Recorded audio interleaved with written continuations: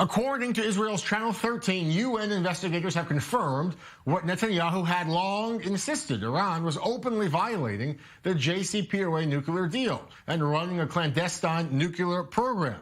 Now, we want to note that this was something that Netanyahu first brought up at the UN back in September. He brought up the idea of a secret Iranian atomic warehouse.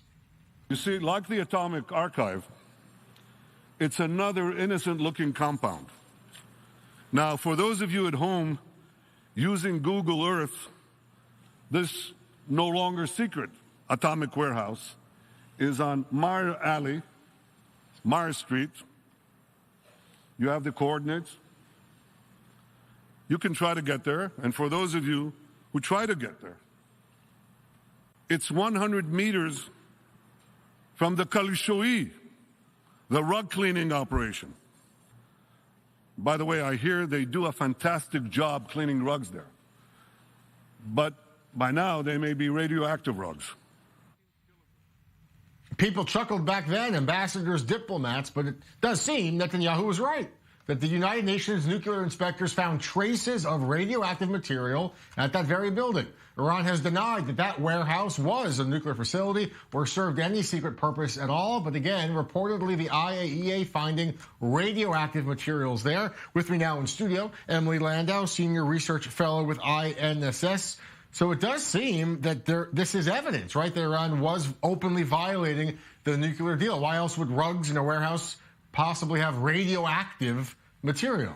This is really incriminating evidence.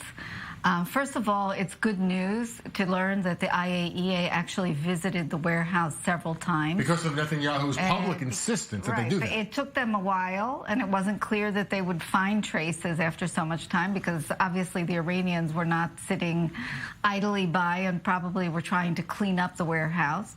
But they visited several times, and according to reports, they have found traces of radioactive material. Now, this means that they were holding this way after the JCPOA. So it's no longer a situation. Many, said, well, the nuclear archives only relate up to 2003. It's not after the JCPOA.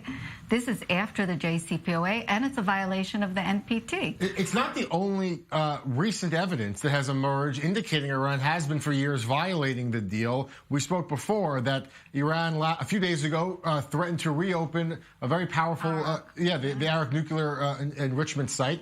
As part of the deal, they were supposed to dismantle it, pour cement, right? They were supposed to put cement into some of these pipes, but they say they can get it back open in 2 weeks, by the end of the month. So how could that happen if they were abiding by the JCPOA? This is yet another damning piece of evidence, correct? In the link. Here, it's not only Iran that was deceiving, it's actually the P5+1, because they said that they would pour cement into the core and that it would be rendered inoperable.